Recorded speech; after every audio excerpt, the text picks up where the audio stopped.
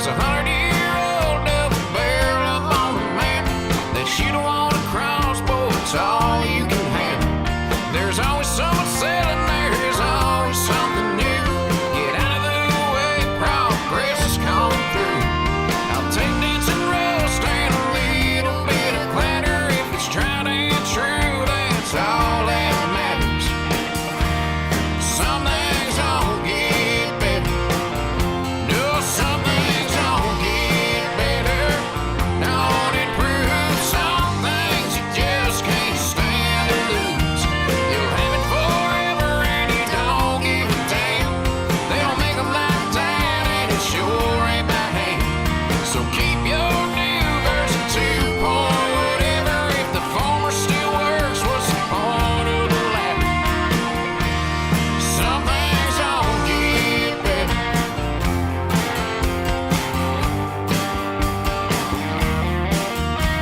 Like an old piece of art that can't be replaced. Got it right the first time, it's still true today. But I'm okay with moping seen less shine when it's paid off and it starts every time. 'Cause it might rust, but it sure won't shatter. When shit hits the fan, you'll be glad you had it. Some things don't get better. No, some things don't get better. Don't improve. Some things you just can't stand to lose. You'll have it forever and you don't give a damn. They don't make them like that and it sure ain't by hand. So keep your new version 2 point whatever. If the former still works, what's the point of the latter? Some things don't get better.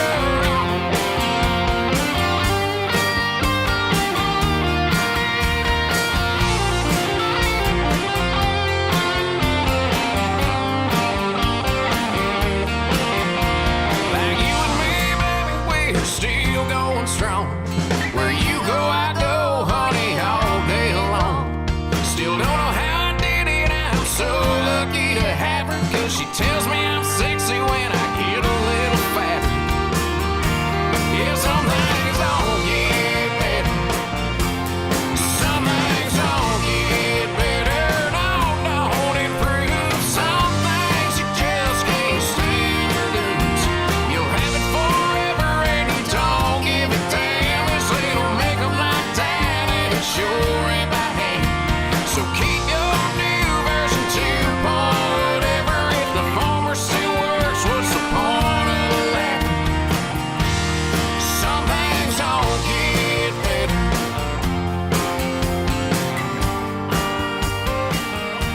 No, some things don't get better. No.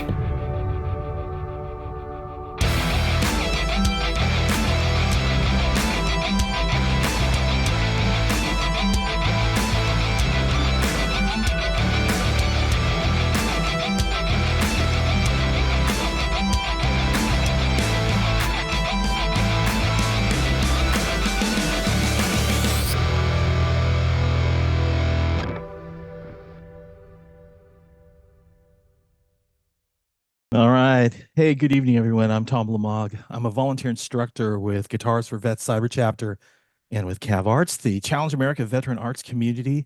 Welcome again to Songs Sung True, a Veteran's View, where tonight we'll be featuring the songs and stories of U.S. Army veteran and Minnesota-based singer-songwriter Casey Cameron. Casey, I'm going to bring you up on screen right now. Hey, man, that song rocked, buddy. That was a little bit of a blast from the past getting to sit here and watch that, man. So thanks for throwing it up. Appreciate it. Oh man, you got a motorcycle, you got the guitar, you got a guitar around the campfire with friends, and just a kicking song. Was that your first video, by the way? It was, yeah. That was my weird attempt at trying to look cool. It's not easy.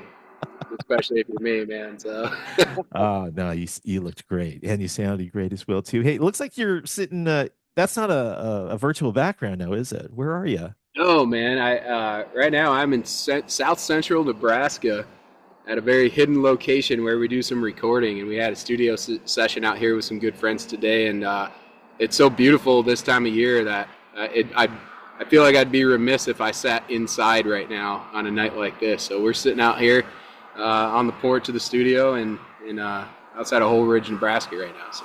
Well, this is the first for us for sure. Most of the guests that have come on here have been in their home studio, but it's good to see that you're out there, not only in the outdoors, but also out there at the studio as well too. Where I'm certain we're going to be talking more about that as the evening progresses. But let me introduce you formally to our guitar learning community. While hailing from Detroit, Cameron grew up country in his family's quarter horse business, where the records spun there included names like Reba McEntire, Garth Brooks, and George Strait. It was 20 years ago while attending Michigan State University when Cameron realized his musical capabilities and started playing drums with local bands around town. Eventually, he learned to play guitar, began writing his own songs, playing acoustic solo shows, and fronting his own band. Then, in 2015, Cameron joined the Army through the Nebraska National Guard. Throughout his time in service, he has been commissioned as an intelligence officer and had multiple tours of active duty. Simultaneously, he had been able to hone his musical craft. In 2022, Casey released his first EP, Don't Get Better, the title track from that song that we just played, which contained 5 songs. A year later, a 4-song EP entitled Average, and that was released. And now in 2024, Casey released the latest single, 40, which is now streaming on Spotify and other platforms. And he's going to fill us in more about that as well, too. Looking ahead, Cameron plans on touring extensively in the Midwest and South, along with his wife and songwriting partner, Kelly Indiana. Did I miss anything there, Casey?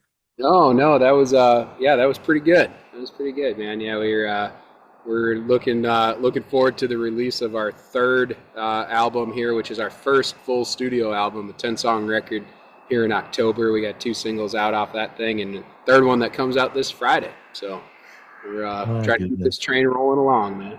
Yeah, and what brings you to the studio that you're in right now? You're working on some new material, obviously. Yeah. So as far as recent recording, I've been kind of splitting time between a studio in the Austin area, Yellow Dog Records, and then I have a new partnership for this new record with a producing duo out of one's out of Nebraska and one's out of Columbus, Ohio area. So we're getting all kinds of influences on this thing. So this new record we're just now starting literally today. It's produced by Luke Mills and C.R. Pendleton. C.R.'s done a lot of work in both Texas and Nashville. And so, yeah, we're lucky to have some people helping us out and hopefully eventually get it sounding pretty good. So let's see how it goes. Well, that's awesome. I can tell you that it sounds to me, at least in your bio, and you've done some traveling, interstate travel from starting off in Michigan. And then in your bio mentioning that you've been through Nebraska as well too. You're now in Minnesota. Yet, that doesn't seem to hold you back from continuing to do music, all of this travel. Do you travel quite a bit? I get the impression that you might.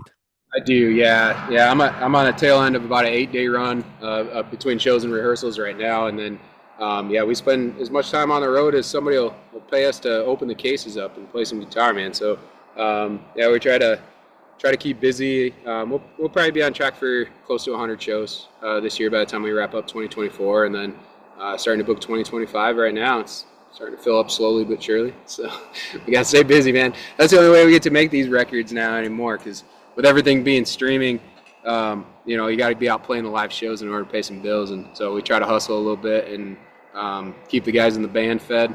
And then, the good thing is, though, we've got this new record coming out here pretty soon. And once we get a full record out like that, it gives us that vinyl that we can at least sell a little bit of music that way instead of it all being streaming, right? So hopefully people will pick up that and put it in their collection. Wow, there's so much to unpack here. There's so much great stuff that you're just not only in your bio, but what you're talking about right now.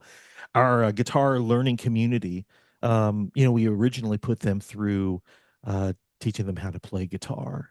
And then once they make it past graduation, we start to introduce them to such things as songwriting.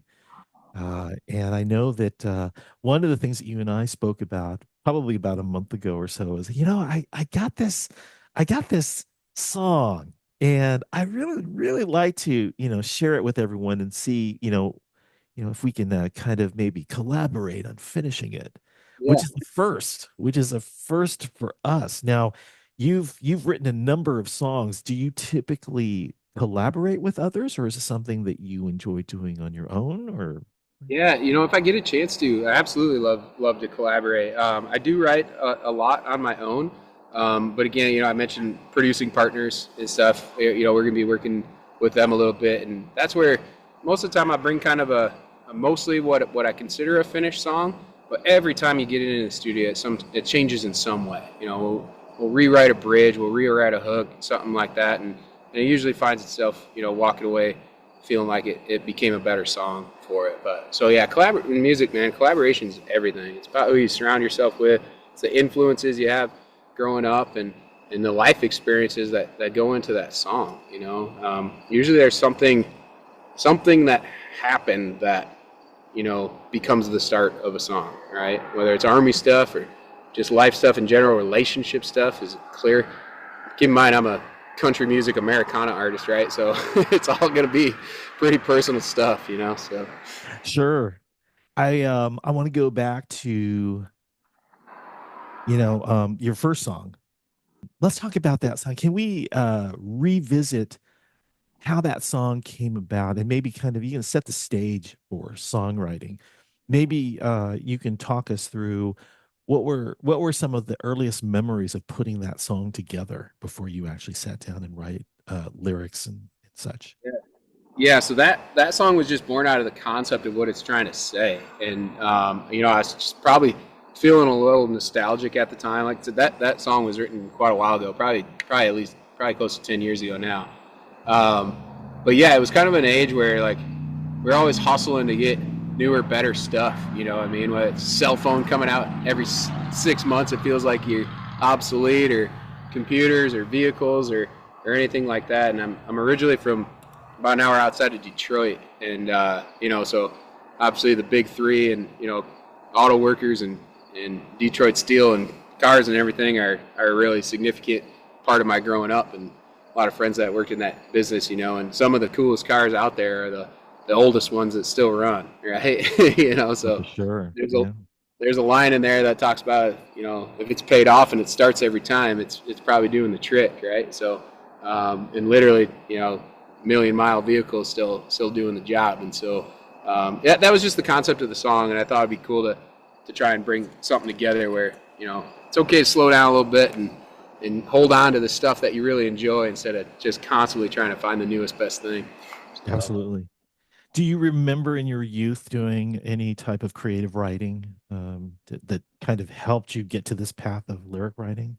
Yeah, there wasn't a lot of classes that I did very well in, but English and creative writing were one of them. So I always enjoyed if I got to sit down, put pen to paper, especially if it was more in a creative sense. But even if it was a research paper or something like that, you could find those ways to be creative in the way you put that prose together, right? So no, I always enjoyed writing for sure. So.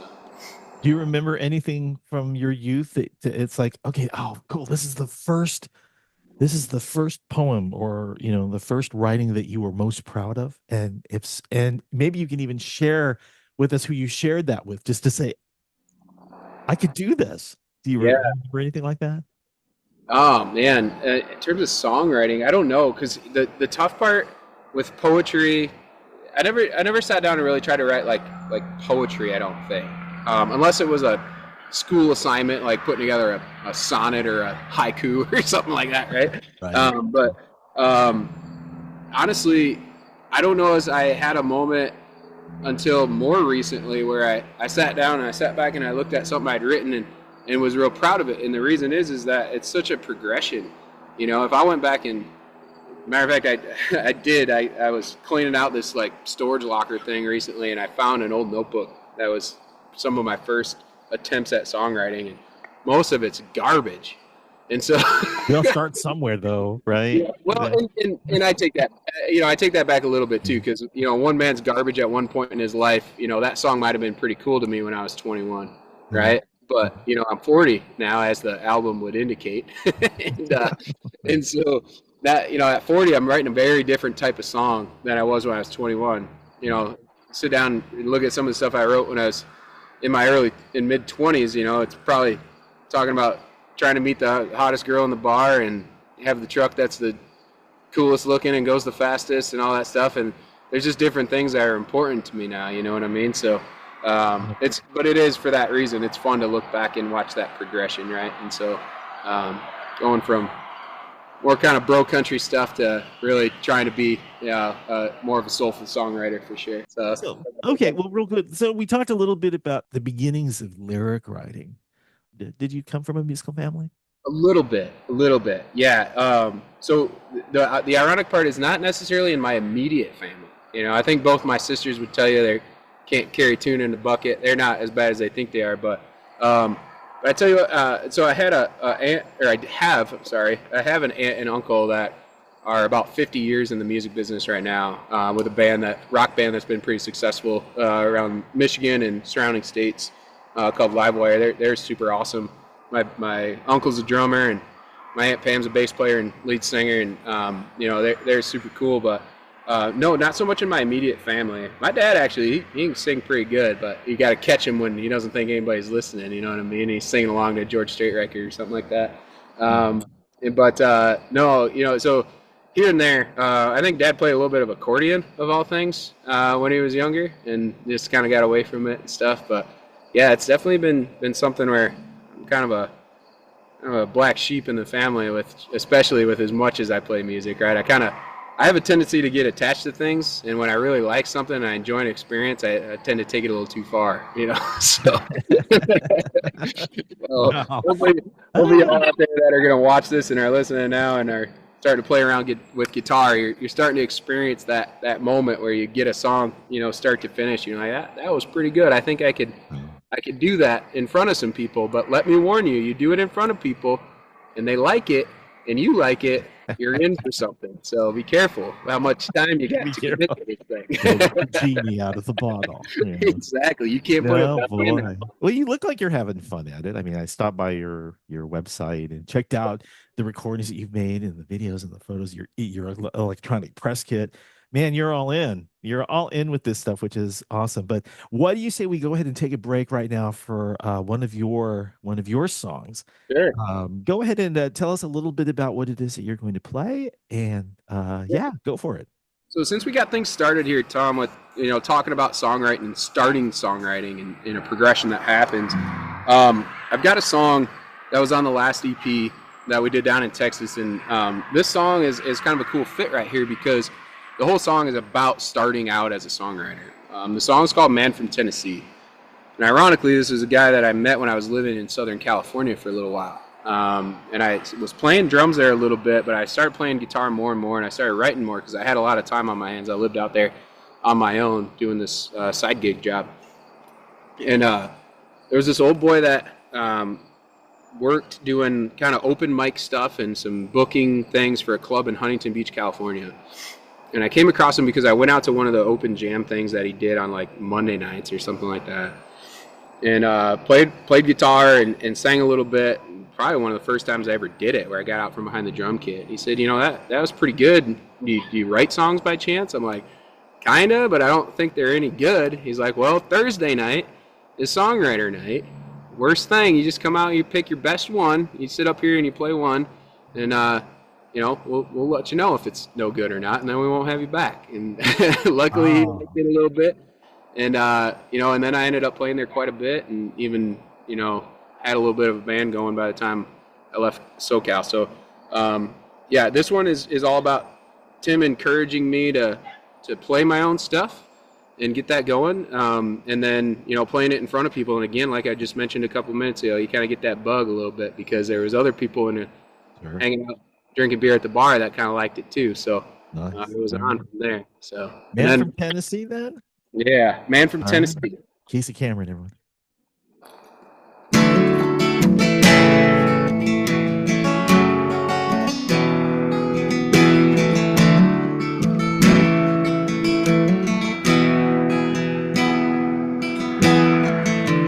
morning, sit right down. Let me wanna hear your sound. That's what he told me the day I got to town. It's not too bad, my son, if you like. You can try your luck and play a few tonight. I could ask, say no. Guess it just felt right.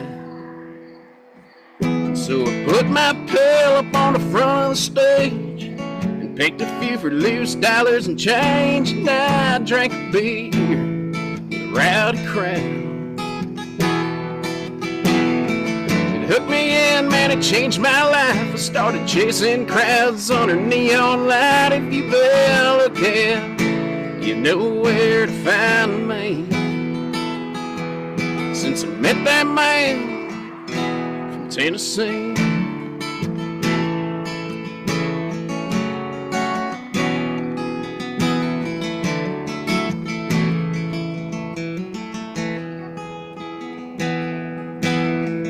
"15 years we've been making rounds, runway short. My tooth gets a little long, but it's all a blur. I played a million songs, but you strike that chord, you write them words, and you go like hell down a dead-end road, and you ain't sure why, but it's all you know. So I put my pail up on the front of the stage, pick a few for loose dollars and change, and I drank a beer with a rowdy crowd. It hooked me in and it changed my life. I started chasing crowds under neon light. If you better look in, you know where to find me. Since I met that man from Tennessee.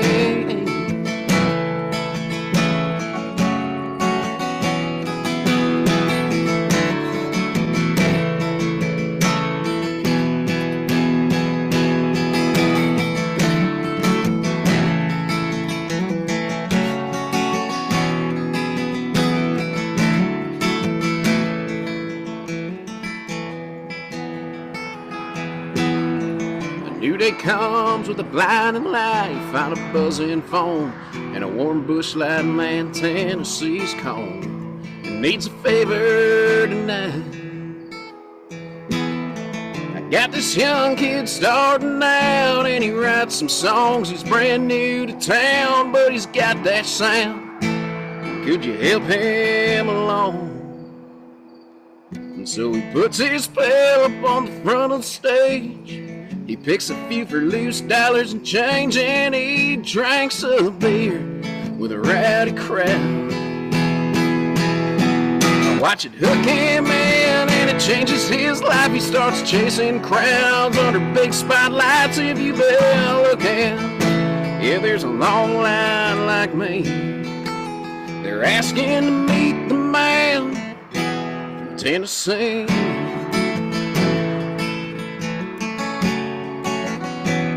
From Tennessee.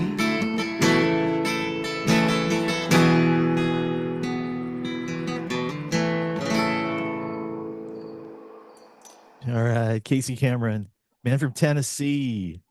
Yes, sir. Done, sir. Nicely done. Hey, so I got to go back to your drumming experience, and then having to finally face the facts that maybe it's time to set them down. What was that like? I mean, did you ever think that you were going to be putting down the drumsticks and picking up a guitar? Well, I don't know how many folks that are on the call have spent a lot of time in bands, but you get to the point where you can have some really amazing experiences, and then you can have some other ones where you wish that maybe you had a little bit more control over your destiny, right? And I'll be the first to admit I'm a little bit of a process-driven control freak with certain stuff, and what it really came out of is just the desire to be able to kind of have my own deal going, right? And as much as I think it would be fun, you don't see a lot of solo drum acts running around out there in the bars. So I knew, if I really wanted to do it, I needed to pick up a guitar again. And I played guitar off and on, all the way back to like, grade school and stuff. But I knew I had to get back with it, and some songs started to come together, and that allowed me to really go back to the very grassroots level again and start by just playing on my own, just in the bars by myself, minimal overhead, and just try to build something. And eventually I met a couple band members. We went through a few at first, and all the way up to today, where we've really settled into, I've got a 3-piece band, kind of a power trio thing, and just with 2 guys that are absolute killers. And so I got my fiddle player, lead guitar player, Joshua, out of Des Moines, Iowa, and newer guy to the band, my drummer is Jeremy Ackley out of Cedar Rapids, Iowa. And it's just so fun to do it the way that I want to do it, and have really, really good partners in the business as well, right? So, do you feel more comfortable playing as a soloist, or do you prefer the company of band members when you? I definitely prefer the company of band members. A lot of the acoustic shows I do now, my like songwriter stuff and showcases and writers rounds and stuff, I do have at least Joshua with me. We do that 2-piece accompaniment with his mostly with his fiddle on when we do the acoustic shows and stuff. But I absolutely love being able to play with a band and make big noise and get the crowd dancing and all that stuff too. So it's fun. So I'm going to take you back just a little bit to your career in the U.S. Army, and on your bio it said that you enlisted in the U.S. Army through the Nebraska National Guard. Yep. And maybe you can kind of tell us your inspiration for taking that path. Sure. So yeah, I guess the best way to sum up my Army career is better late than never. It was something I kicked around all the time, coming out of high school and even college and stuff. And I graduated from both high school and college during kind of weird times. I graduated from high school about 7 months after 9/11, right? And so the world was a pretty crazy place at that time. And as much as I wanted to go, I kind of appeased my mother at the time and held off on joining the military at that time. And then, fast forward a little bit, really the main reason I did that was to go to college and finish on time. I had some friends that didn't graduate college, that are my age until they're pretty much about 30 years old, because they're just deploying all the time as guardsmen, and, they weren't able to stay in school. So I finished school at Michigan State in 2007. And that was kind of when the surge was happening, if you remember that. And so there was another weirdness there, where they actually recruitment was kind of strange at that time. But then I also had this job offer coming out of school, and it was like a really tough decision, but I took that job offer, and I kind of regretted it. And even though I did some fun stuff and everything, and it just always hung with me. And for some reason, it never went away. And by the time I got to 31 years old, it was something that I decided to reapproach. And the employer I had at the time was real pro-military, defense contractor in one division. And so yeah, I kind of revisited it, and everything finally fell together where I was able to do that. I went in on an 09 Sierra contract, and off to Fort Benning basic training, and then off to officer candidacy school after that. And 9 years later, here we are, sitting here as an intelligence officer in the Nebraska Guard. But a couple deployments, and it's been an amazing experience. It just started a little later than tradition. So. Right. Well, either way you look at it, we appreciate your service, and I'm hoping that we'll talk more a little bit about what that has done for your music. I mean, were you able to carry some of the skills that you acquired through the Army and your experience, carry that into your music career? Because it's a tough career to be in if you're maybe not experienced and wearing a tough skin and all. What do you think? Did any of the things that you learned there carry over into your music career? I'll tell you, anybody that's spent some time in the Army, or probably Marine Corps, or any branch of service, talks about, we know we spend a lot of time on resiliency training. If you can't lean on resiliency training as a musician and keep showing up, week in, week out.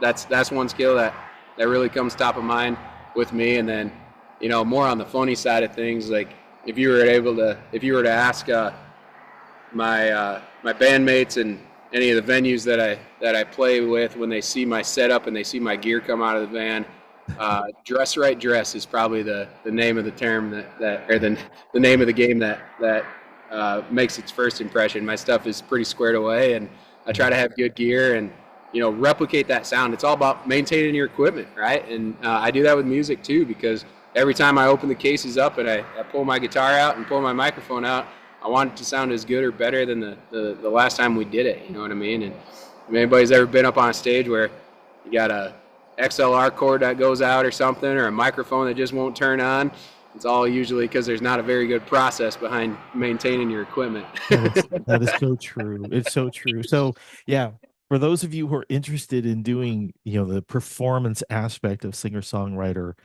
guitar player, shoot for, aim high. Those goals need to be probably better than anything else that's out there in terms of your competition, because it does make a difference. So yeah. Well, real good. Now, let me ask you about, were you able to do music while you were serving? Were you able to break the guitar out and, play for your, for your cause? Do you remember anything that stands out as being memorable? Yeah, it's funny that you asked that. So my last deployment was to Africa, to the Horn of Africa. There might be some people on this call or watch this recording that have been to the exact same place I was at.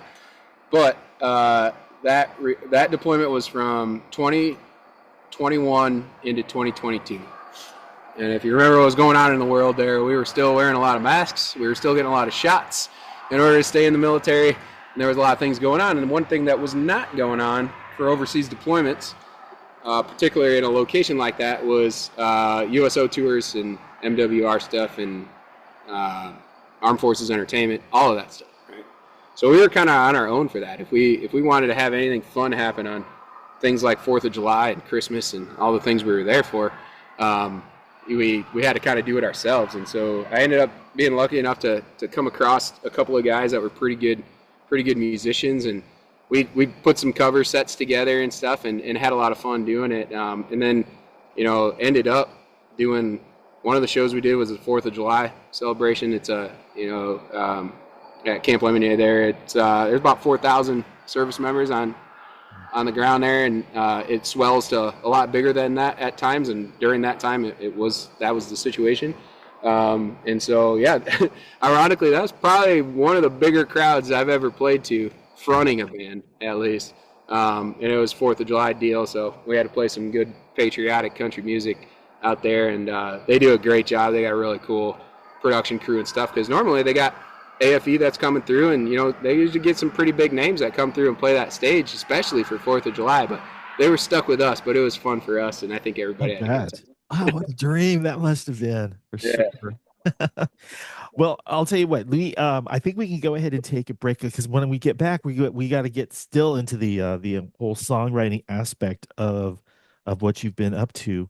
But let's go ahead, play another song for us. What have you got there that you'd like to share with the audience here, and maybe a little story behind it? Yeah, so we were talking about, fun experiences that happen because you're playing music. And I put together a song for this latest record that's coming out here.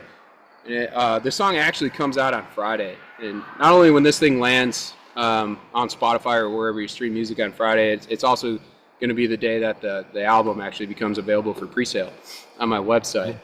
And this song's called Church. And one of the things I realized when I was writing this song was that, in whatever you believe, whatever you,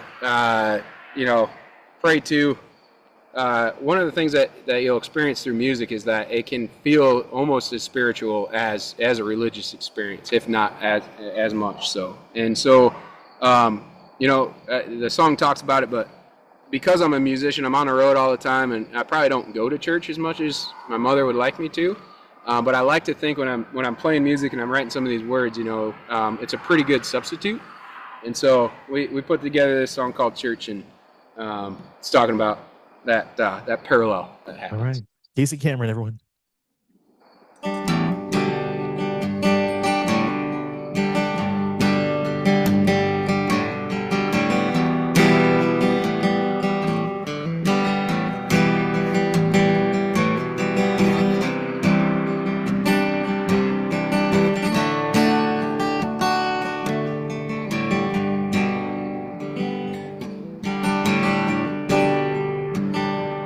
I don't know how to pray,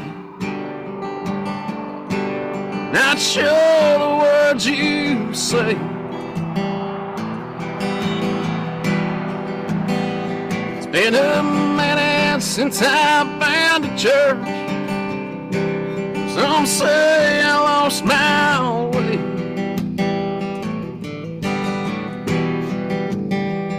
but I'm looking for connections. The truth and light He showed me.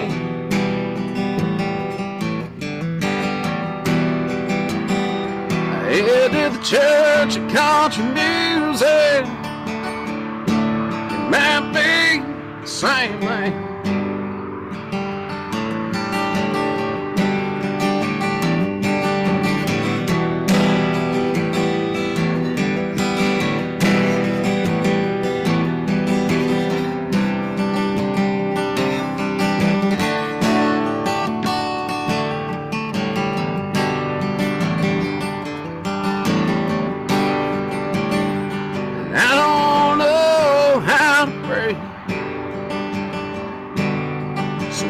Just write these words. I don't know all the gospels and hymns, but I've been around the world.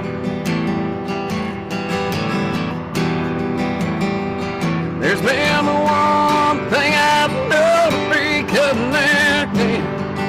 Life that show the way.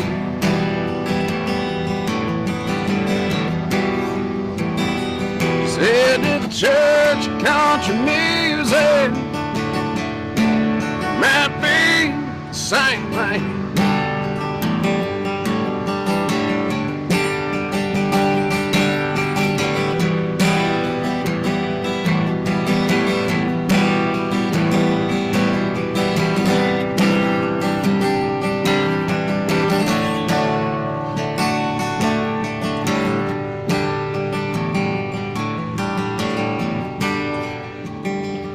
I don't know how to pray.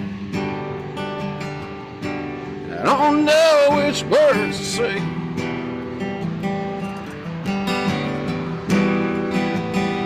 I head to the church of country music. It might be the same thing. Casey Cameron, everyone. All right. Thank you, sir. That's awesome. Thanks for letting me do that, man. Appreciate it. Thanks. I kind of cut that song short a little bit too. If you guys go listen to it when it comes out on Friday, there's an outro on that thing that is just absolutely wailing guitars and a lot of really cool stuff with some incredible players that we were able to bring in the studio on that song. So that's awesome. Do you I know you've got your website, you've got also some videos posted as well too. I didn't have a chance to check other than the videos that you produced, but do you have live recordings out there of you playing? Yeah. There's my YouTube channel's got some stuff out there. I probably need to build up the actual live content a little bit, but yeah, there's definitely a little bit of content there from some shows and stuff like that too. So the other one too is a lot of that stuff goes more to the social networks now. So Instagram at Casey Cameron Music and Facebook, and then TikTok right now. It's all about TikTok. I held off for so long on TikTok for obvious reasons. I mean, goodness gracious, I'm an intelligence officer in the Army, right? But I finally got talked into to having a TikTok account. I just don't keep it on my cell phone. So good. Yeah, good to know. There's some other content over on that thing too. So check it out. Real good. So let me go ahead and ask you some targeted questions that might be of interest to our guitar learning community. Sure. how did you learn to sing and play guitar? Ooh, that's a good question. Yeah. I would tell you that I'm really probably most grateful to my drumming background for that, because I think I just got used to, before I ever really got reinvested in guitar and stuff, I got used to just keeping a rhythm. You know what I mean? And you know, when you're up there, it's kind of hard. You know, I played all kinds of different bands and stuff, and a lot of rock bands and stuff like that. It's hard, you know, when you're playing like an old Seeger song or something like that, to not be singing along with it. So I think I just got used to playing drums, and even though I didn't have a microphone, I was just kind of back there just singing along and having fun. It helps you keep track of where you're at in the song and stuff if you're not a big counter, which I wasn't. I was never a big counting drummer. And so yeah, that's kind of how I did it. And honestly, I don't ever remember like trying to sit there and like and then like put words down. I just kind of just did it. You know what I mean? That's a terrible answer. I'm sorry, Tom. That's cool. Hey, you know, we get it. We get it. What about music theory? Let's talk a little bit about that. Let's touch on that for just a moment here. Was it something that you needed to understand in order to pursue this career in music? You know, Yeah.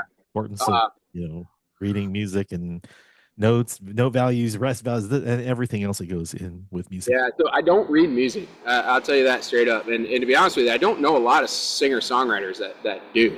There's some cool programs out now, though, that where you can actually just play, and it will transpose it to sheet music. If you have studio musicians and stuff, which I've had where they've requested it and stuff, I'm like, I don't know, let's hope this computer program works, and I'm going to sit down and play this thing, and I guess it worked out all right in some cases. But no, I don't read music, but what I do try to do is, you know, in terms of theory, I guess I am okay with playing things by ear. I can typically identify notes okay, and the reason that works is then when you run it in reverse, a lot of my songs start out as a lyric set. So way back to one of your original questions, I do kind of write poetry first, and when I'm attempting to put a song down, and where it doesn't have music, typically I've got a pretty good lyric structure going, and I got a melody in my head, and so you take that lyric structure, and then you put a melody to it, and you're singing just raw lyrics. But then when you go to put music in it, now it's just a matter of trying to find the right note on the guitar that matches what you're already singing, is my process. So some people are exactly the opposite. You know, they might like put together some kind of little head lick or something on the guitar, and then they have to go find words for it. You know, that's a lot of really famous, especially rock and roll songwriters would do it that way. You know, anybody ever seen, you know, how Queen and their process where Freddie Mercury and stuff, they'd start playing something on a guitar, and then Freddie Mercury would sit back behind the piano and just start putting words down, right? And like, I'm exactly the opposite of that. I need to have a story, like a written story that then falls into lyrics, and then as I'm starting to sing a melody, now it's a matter of finding that note on the guitar that matches the melody that I've already developed, right? And so, you know, I might start with a basic chord structure and like, well, that's pretty close, but it's maybe a step or two off or something. And so sometimes, you know, the benefit of being an acoustic guitar player, I'll just pick up my trusty capo and slide it up the neck a little bit until I find what I'm looking for. If it's like, you know, if it's a G or whatever, right? Like, you know, that's probably not quite it, you know. And so I'm like, hey, let's try this. Let's go full step up. That's what I was looking for. So it's not G, it's A, right? And so then we go from there. Right? There is a whole lot that goes into songwriting. I know maybe now is the good time to kind of step our guitar learners, our audience this evening, into what we were talking about doing, and that is actually engaging the songwriting process collaboratively. Now that you've kind of given us a primer of how you look at it, how that works with you, what's the process? What is it that you start off with, and how is it that you usually bring in a collaborator? How do you do that? Yeah, so usually a lot of my songs will start as like literally like one line, right? Like the song I just played, I think it was just that opening line, like, I don't know how to pray, right? I'm like, that's kind of a cool concept, because I was thinking a lot about like I don't know if any of you ever been to like a church that you're not used to going to, and they start doing some stuff that you have absolutely no idea what's going on. Particularly, I'll just say Catholic churches. You know, they start, oh shit, everybody's kneeling. You feel like you're supposed to kneel down or stand up, or you just don't know what's going on if you're not used to that church, and kind of makes you feel like you don't even know how to pray, and it doesn't seem like that's the way it's supposed to be. And so it just kind of went from there. So I don't know how to pray. I'm not sure the words you say, right? And well, now I know I've got an AA structure on a rhyming scheme, right? And so we just keep going from there, and we just try to put as many lines down on the page as we can. And then, you know, when you write out a line like that, every sentence, even if it's just a written sentence that you never think about, it could be, you know, the dog walked to the park one day. Every sentence has some sort of pentameter to it. There's a rhythm to the words. The dog walked to the park one day. Dog walked to the park one day. You know what I'm saying? And so if you want to choose to, you can sing any line in the world. You can read the phone book and sing it if you want to. It's just a matter of what naturally comes out that matches to that sentence, right? And so that's how the melody gets developed, and then you just go from there. Not to oversimplify it, but it is kind of simple if you think about it. All right. So, you know, ironically, we have actually pitched the Guitars for Vets Learning Center community with the idea of jumping into songwriting as you know, our next topic of conversation. Cool. So what I'd like to do is bring Paul Lilly in, because he is actually leading the effort in the songwriting ideas, and maybe the three of us can kind of start this conversation of brainstorming and all. Paul, thank you for joining us. You know, do you have any Absolutely. initial questions, you know, with regards to songwriting? Well, I think, Casey, you need to know that there's been a lot of some chatter in the chats. And after you sang your first song, you know, it mentioned a beer. So start talking about like the themes in country music. So the group has a songwriting challenge for you, that you should write a song about a non-alcoholic beer, but keep it country, and see if you can do that. I think I did see one comment about like stretching out old duels or something. Yeah, I think that would be pretty good. That'd be interesting there. Let's see what we can Yeah. get. That was from one of our graduates, who's now one of our teachers. O'Douls, you are a friend of mine. So, That's the comment. Yeah. and that's from Baltimore. And he also did have a question. Wanted to know if music is your full-time job. It is not. No, I hope to get there someday, but I'm kind of in a phase in the music business right now where it's a real heavy investment. We got a lot of stuff going on. We're making a lot of music, and there's costs associated with doing that, and particularly with putting diesel in the van and trying to get from point A to B. So no, I'm lucky enough to do some contract work for the motorcycle division at a company called Polaris, and so I'm over in the Indian motorcycle division, if anybody's familiar with that brand. Is this is it a quadro? It's a three-wheeler, isn't it? Is that the one? No, so Indian motorcycle is kind of a main competitor to Harley Davidson. Been around since Right. 1901. And, I was thinking about the Polaris. I thought I saw a Polaris once. oh yeah, so you're probably thinking of Slingshot. Yeah, there's a reverse. I thought, side on The Indian motor, Slingshot. Yeah, but the yeah. The Indian motorcycle in that first video, is that like an employee perk? It kind of was. Yeah, that was a That's a bike gorgeous that. bike. wow. Yeah, that's a bike I've been tweaking and building on that thing for. That bike's about 10 years old now. But yeah, that was our first model, a Chief Classic 2014. First model, first color, first everything. And I always held on to that bike because I thought it'd be kind of a cool thing to have one day. You know, we look back 50 years into the business or something like that. And that's the first one. So. Well, I'm sorry, Tom, I didn't mean to take us off topic. So songwriting, I know when we graduate our veterans after giving them 10 hours of lessons, often they're wanting to kind of keep their learning journey with the guitar going, and some of them want to learn to sing and play these great songs they grew up on. But others want to dabble with creating original music, whether that's, you know, songs and lyrics or instrumentals on the guitar. And so for our chatsters who are on tonight, we've got the Guitar Player's Toolkit, which is kind of tools you need in your guitar bag to start you on that process. So it teaches you about what chords are in a key and how to use a capo. I think we've got like 8, 9 different ways to use a capo. But Casey, I guess what I wanted to ask, I think a lot of us that are kind of flirting with songwriting, do you know when did you consider yourself a songwriter? Was there like a moment that crystallized for you, or was it a slow, gradual thing that, oh, I'm a songwriter now? So when I first started out, obviously, I'm out real busy all the time. You just kind of naturally gravitate towards putting together a big set of covers, right? And I apologize, there's like a helicopter or something flying over now, but, live podcast. But so yeah, you gravitate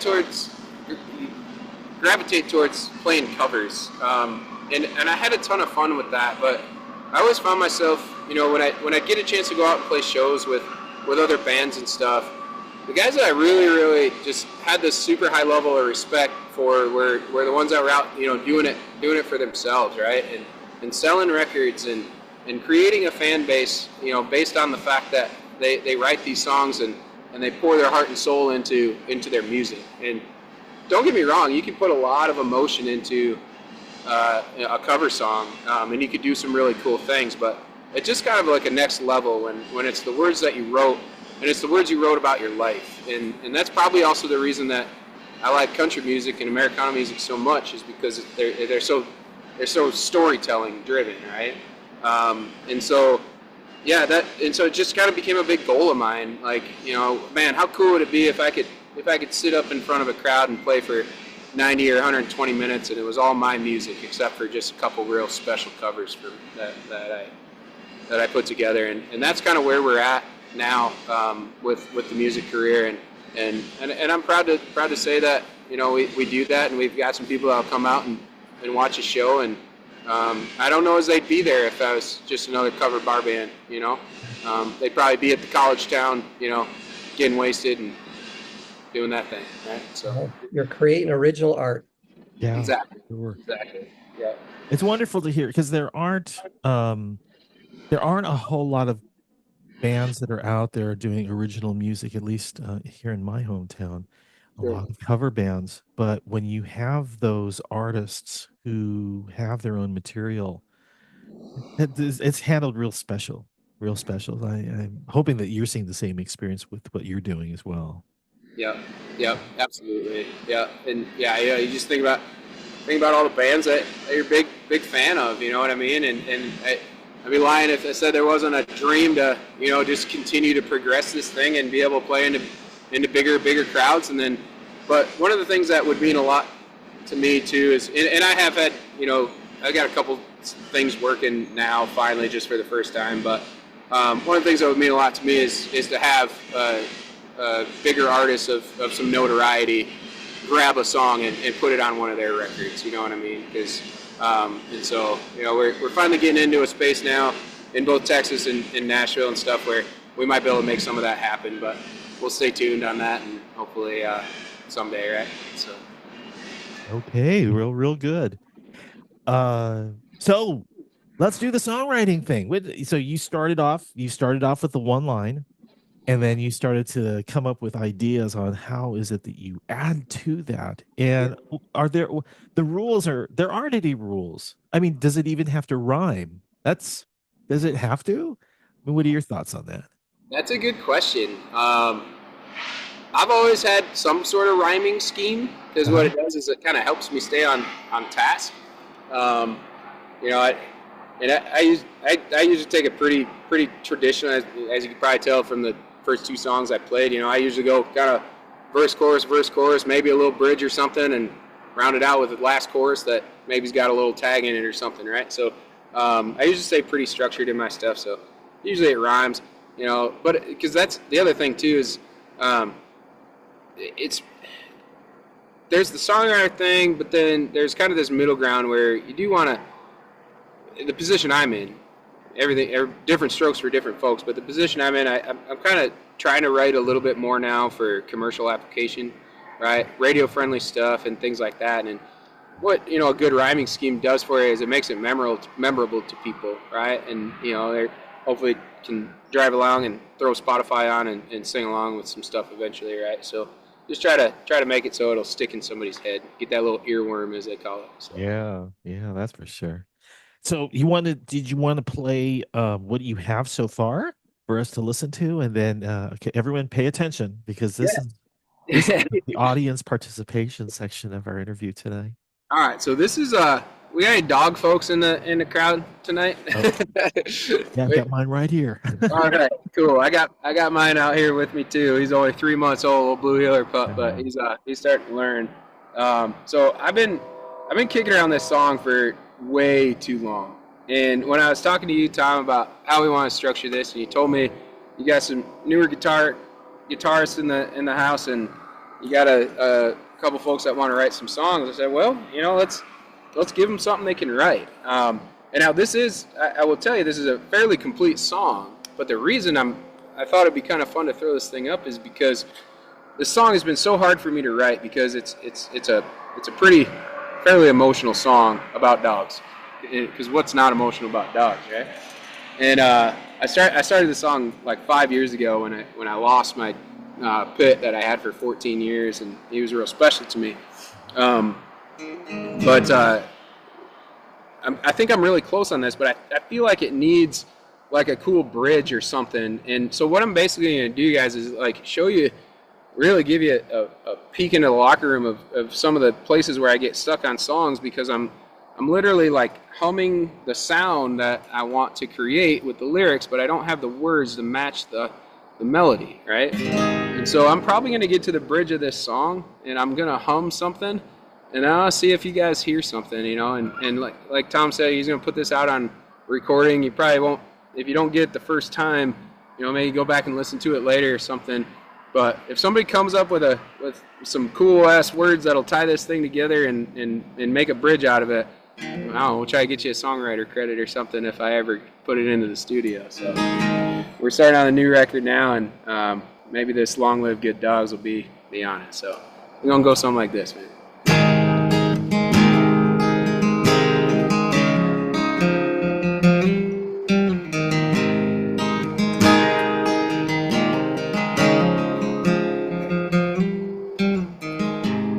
This is one where I might not know where to start. How do you sum up someone that exists strictly on heart? Everywhere you go, they just want to go too. It's like they're only the good parts and they can't see the bad in you.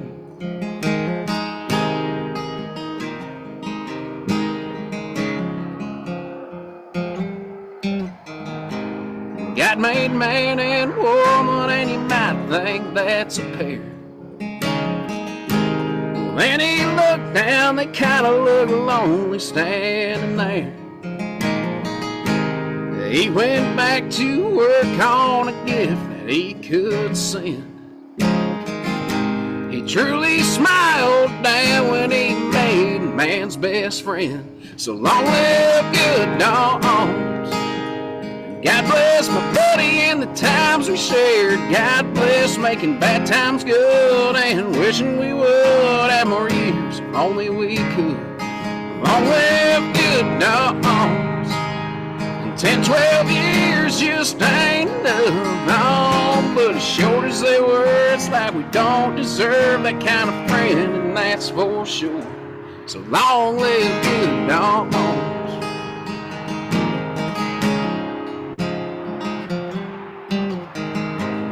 Making friends in this world ain't ever been an easy thing.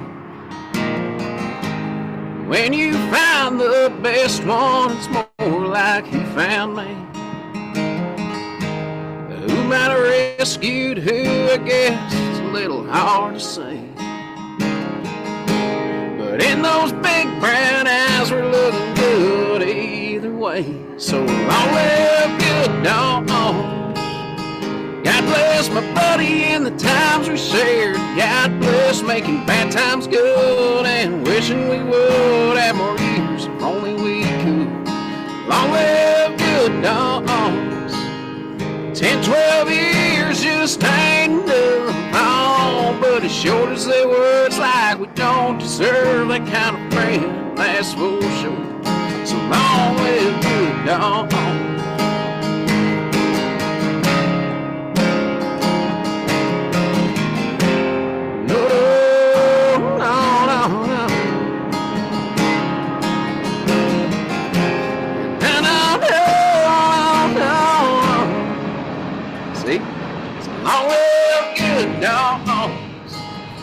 God bless my buddy every day we share. God bless a good day on the ride and running by my side with a grin about a mile wide. Long live good dogs. Said all them years just ain't enough. Oh, but as short as they were, it's like we don't deserve that kind of friend. That's for sure. So long live good dogs.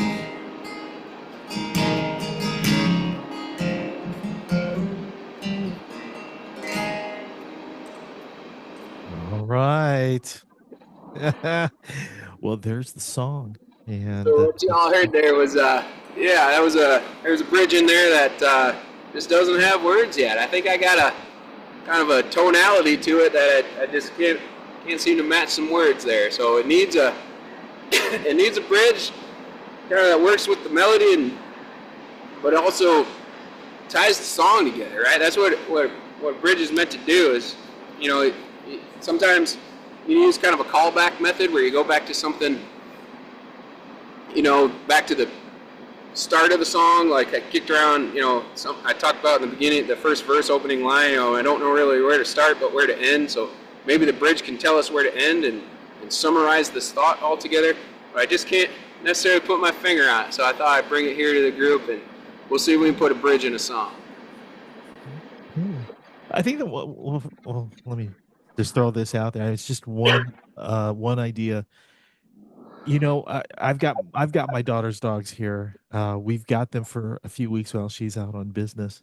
And what we're experiencing with these dogs is just the touch of the coat and the calming effect, the look in their eyes, those puppy dog eyes, and you can just see the stories in their, the tail, just the joy that the wagging of the tail brings.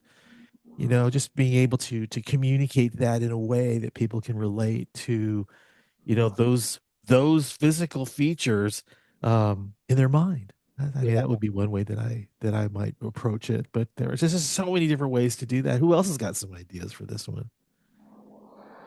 Well, like I said, yeah, looks like we're getting some ideas in the group chat, but I don't know. Send me a DM on Instagram or something, or any number of social media platforms that you prefer. But send me a message, man. Let me know what you guys. Add a bridge from the dog's perspective. I like that idea. That'd be kind of cool.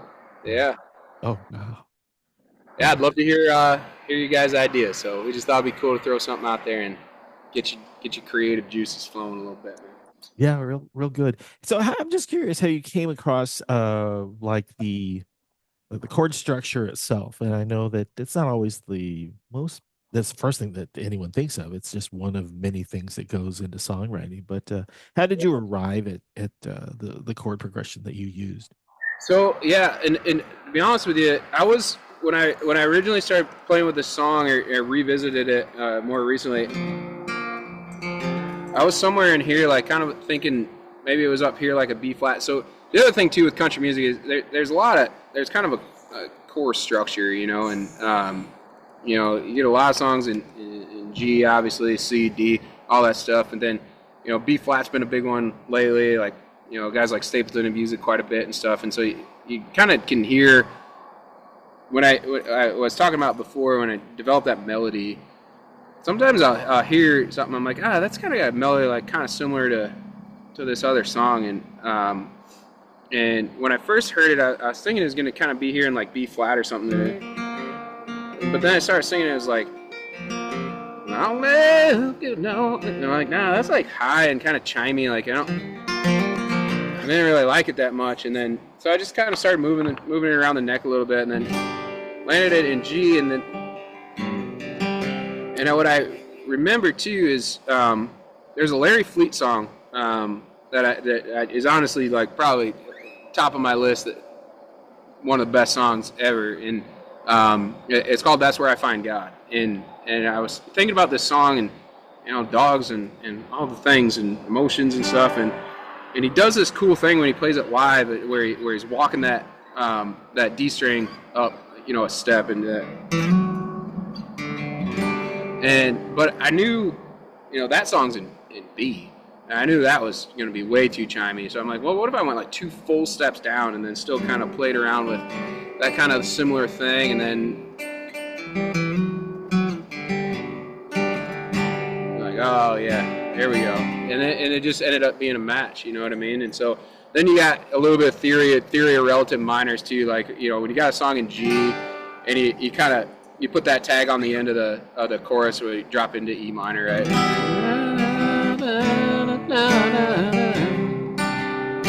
That's pretty common use, method as well, right? So, yeah, I don't know. Hey, so when you're saying something's too chimey, are you talking about like higher tonality, like too trebly, or? Yeah, and voicings, right? So like, I can throw a capo on a guitar and be way up here, play a G chord, with a capo 5, right? And that song's in C, right? Well, then you got, C down here too, right? That's the same note, but totally different voicing, and it's going to give the song a very different feel, right? So, yeah, just playing around with different stuff. And I wish I could tell you, like, when I hear a song, I'm like, oh, I immediately know what the structure is. No, it's usually a trial and error thing. And, I'll try different notes and stuff to match with the melody in different parts of the song. And usually I have to try a few different notes until something kind of sticks. But once it sticks, it also can help refine the melody as well, because maybe you're singing it slightly different and you're like, no, but you know what, again, theory of relative minors, if I go to an E minor here, that's really going to take that, this is what we're in, so and maybe you sing it a little different because you found a note on the guitar that was real pretty too. So Are you one who uses a capo quite often, or do you prefer just keeping things open? No, I do, and the reason is I'm not that great of a guitar player, to be honest with you. It's a tool for me to be able to do what I want to do. I'm a kind of a mediocre piano player as well, and so sometimes I'll write on piano a little bit, but it just allows me to hit the easy button to find the voicings, as I was just mentioning, on the guitar that I'm looking for. And I try to keep things relatively simple, because also trying to be up there in front of people and actually play it. It's okay to make it easy to do it, right? And so, but don't get me wrong, like, I got tons of respect for where some of you are probably on your journey to really get to a super high level of playing. I'm going to continue to work on my craft as well, but yeah, I use a capo out of convenience, and I think most guitar players do. So. All right. Oh, real good. Well, you know what? We are coming up pretty close to the end of the program here. What a wonderful visit this has been, Casey. Gosh, to share a little bit about your musical journey and some of the things that inspires a songwriter. And you've got some new music that's coming out too. Where can our community find more of your music and videos? Yeah, that would be fantastic. And the first thing I want to say is thank you very much for having me. I was like, and to be clear, like, I've been doing this for 20 years, and a lot of times when I go out as a songwriter, I still feel like a rookie. You know what I mean? When I get into songwriter rounds and I get with guys that have been doing it for 30, 40, 50 years, because, I've been playing music for 20 years, but really about maybe 6 or 7 years of really trying to buckle down and write songs and be serious about it. And there's guys that have forgotten more about that process than I'll ever know.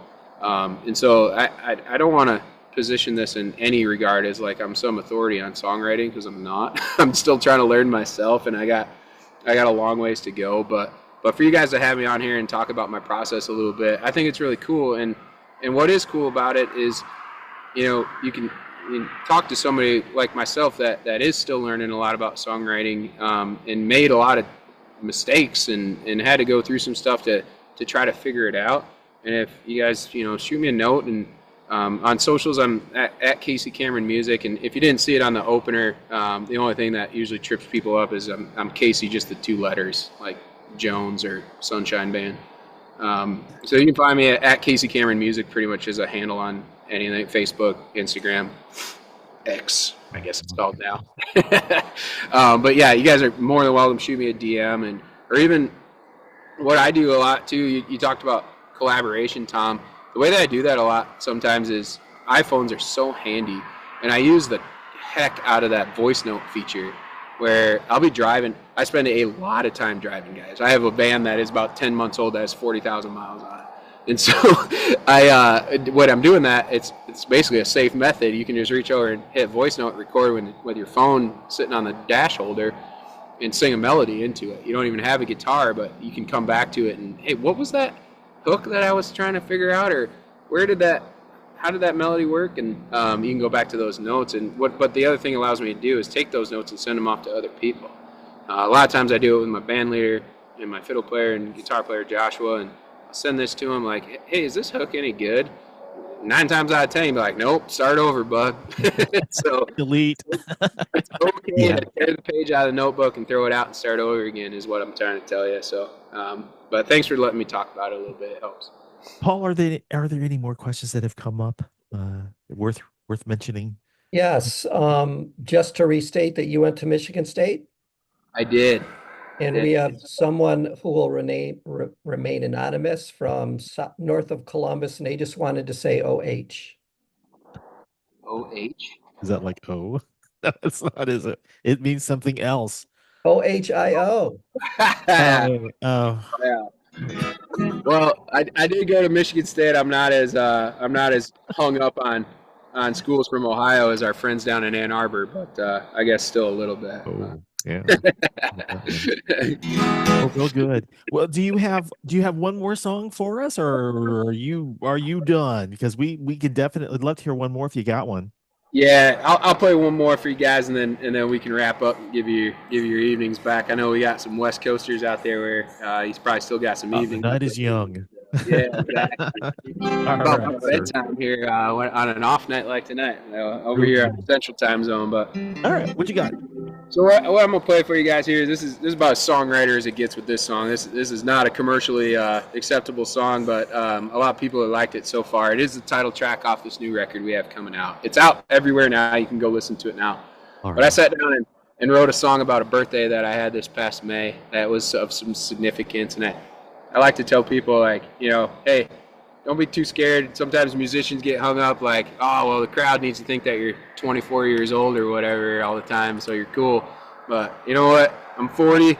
I'm not getting any younger, and I wrote a song for other folks that are maybe 42 or have been 40 at one point, or maybe someday they look forward to maybe being 40 themselves. So, all right, Casey Cameron, everyone.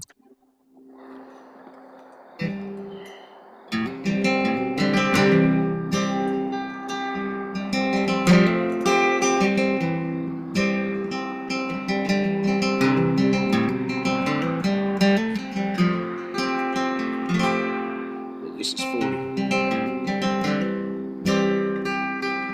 How the hell get this phone? How can time pass like a line, like a stranger in the dawn? And it's amazing how we got here. And if we look back now and then, 150 million beers and a whole lot of good friends. Some regrets here and there. And there's some scars inside tonight, but I won't cover them up or hide them there. What make me who I am now? Yeah, this is 40. And a younger man thought this man owned. But if I could tell that kid a little bit of what I've recently been told, just like the man upstairs here, the lost ones won't have a chance. So be grateful, be mindful, it's only memories that last. This is fun.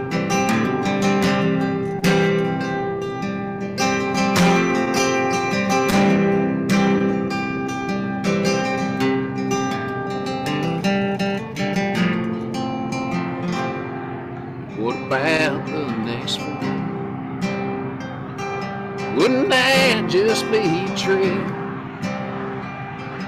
But if I make it that far, it's 'cause she agreed to be a missus and not a miss. And what a long, strange trip it'll be. And if it's any indication, the first 40 laps goes kinda quick, so focus on appreciation. This is for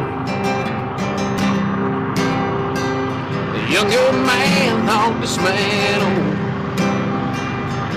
If I can tell that kid a little bit of what I've recently been told, just like the man upstairs, the lost ones won't have a chance. So be grateful, be mindful, and make some memories that last. Yeah, be grateful, be mindful. You made it to 40.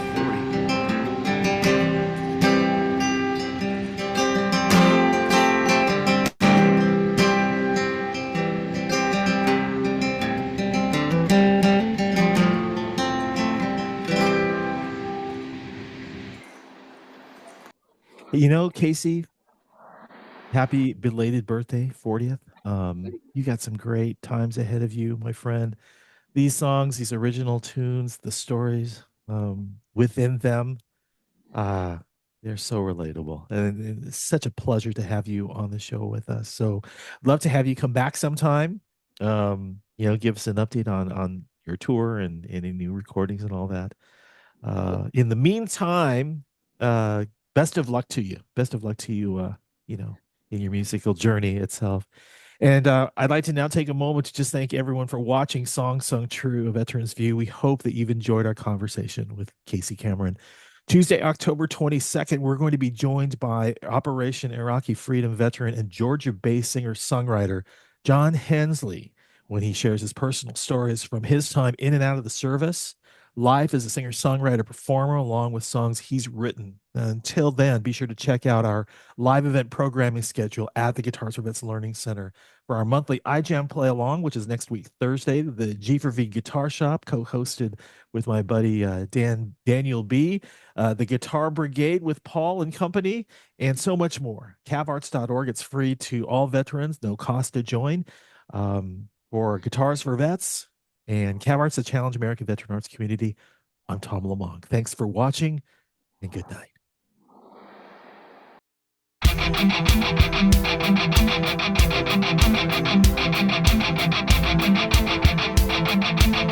Thank you.